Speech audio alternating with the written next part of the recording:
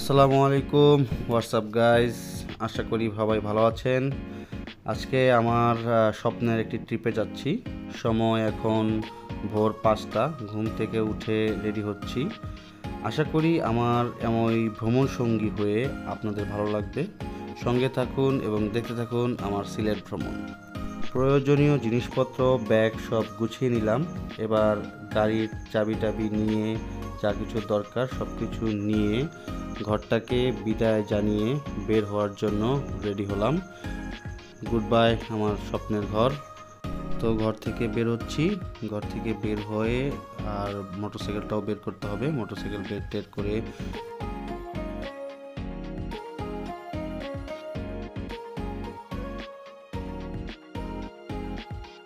পঙ্খিরাজটাকে ভালো করে পরিষ্কার টরিষ্কার করে রেডি করে নিচ্ছি।